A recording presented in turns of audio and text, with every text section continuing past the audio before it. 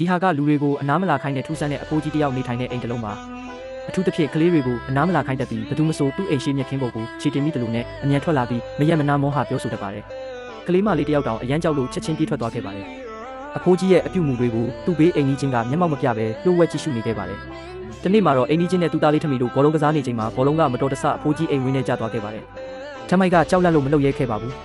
အိမ်ကြီးချင်းကသွားမဖြစ်မနေဆိုပြီးသွားဖို့စိတ်မှာထားလိုက်ပါတယ်ဒါပေမဲ့ဘောလုံးကိုမရောက်ခင်မှာပဲအဖိုးကြီးကအချိန်မှန်ထွက်လာခဲ့ပါတယ်ခဏအတွင်းစိတ်ထဲကမထိန်နိုင်တော့လို့ကလေးလေးကိုလက်ထဲကောက်ယူလိုက်ပါတယ်စိတ်လှုပ်ရှားမှုအလွန်ကြုံကြောင့်တွေးပြီးအားတက်လုံးပြီးအဲ့ဒီနေရာမှာတင်သေဆုံးသွားခဲ့ပါတယ်အဲ့ဒီအချိန်ကစပြီးထူးဆန်းတဲ့အဖြစ်အပျက်တွေစတင်ဖြစ်ပေါ်လာပါတယ်အိမ်ထဲကနေမီးခိုးတွေထွက်လာတယ်သတင်းပေါက်တွေမှာအကွဲတွေပေါ်လာတယ်အိမ်ရှိမြက်ခင်းကလည်းအရာဝတ္ထုတွေကိုမျိုးယူသလိုဖြစ်လာတယ်ညတညမှာတော့အိမ်ကြီးချင်းတယောက်ကိုဖုန်းခေါ်တန်တစ်ခုကြောင့်မိုးလာခဲ့ပါတယ်ဖုန်းခေါ်သူကချက်ချင်းဖုန်းပိတ်လိုက်ပါတယ်ပြန်ခေါ်ကြည့်တော့ဖုန်းမြည်တန်ကလမ်းတစ်ဖက်ရှိအဲ့ဒီအိမ်ထဲကနေထွက်လာနေပါတယ်တတိယူပြီးသတင်းပေါက်ကနေကြည့်လိုက်တဲ့အခါလိုက်ကတကားကရုတ်တရက်ဖွင့်လှစ်သွားတာကိုမြင်တွေ့လိုက်ပါတယ်ရက်အနှဲငယ်ကြာပြီးနောက်မူးတောက်နေတဲ့လူတစ်ယောက်ကအဲ့ဒီအိမ်ကိုလမ်းလျှောက်လာပြီးအဖိုးကြီးကိုမထီမဲ့မြင်ပြောဆိုရင်းဘူးတွေဖြစ်ခွာနေပါတယ်